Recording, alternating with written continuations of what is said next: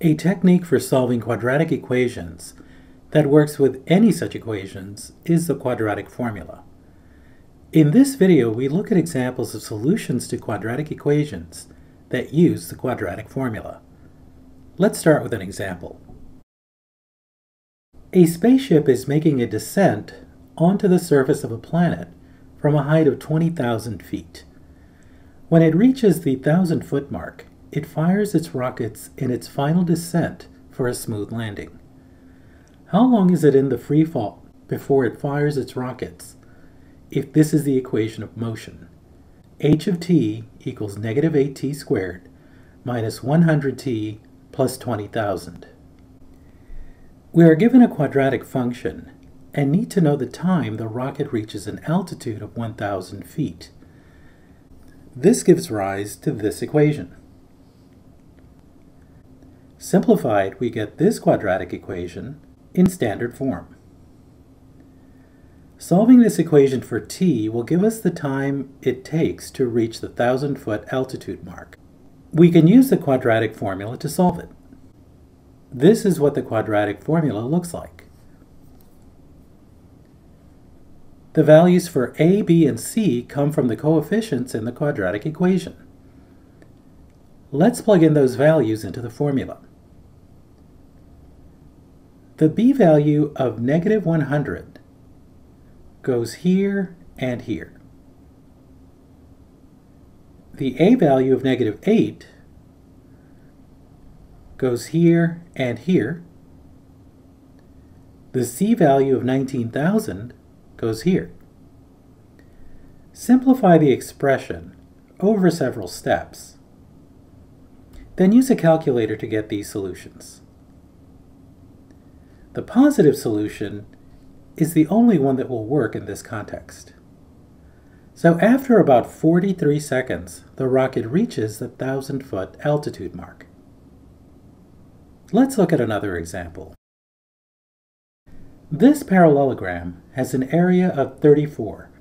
What are the possible lengths for the base and height of the parallelogram?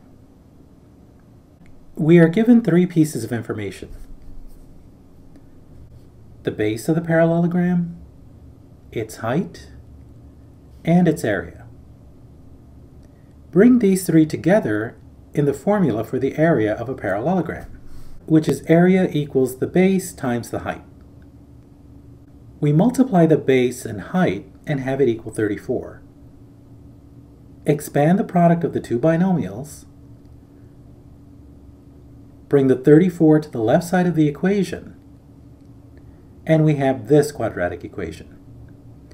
Let's use the quadratic formula to solve it. The b value of 1 goes here and here. The a value of 2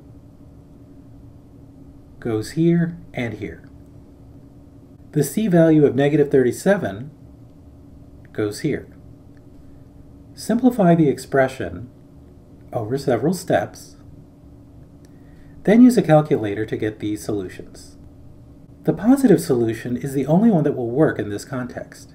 Going back to the diagram, we find that the base is equal to 11.12 and that the height is equal to 3.06.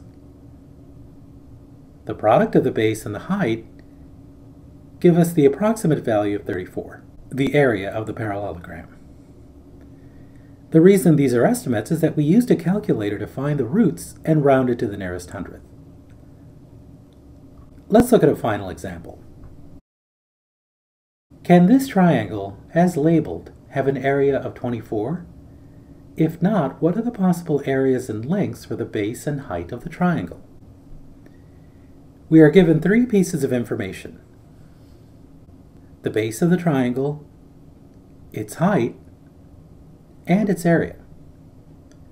Bring these three together in the formula for the area of a triangle, which is area equals 1/2 base times height.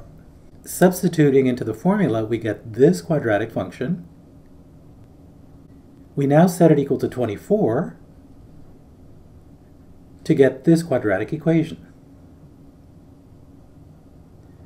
Before using the quadratic formula, we can use the portion in the square root called the discriminant, to find if this quadratic has any solutions. Calculating the discriminant, we find that it's less than 0, which means that there are no solutions to this quadratic, which means the area of the triangle cannot be 24.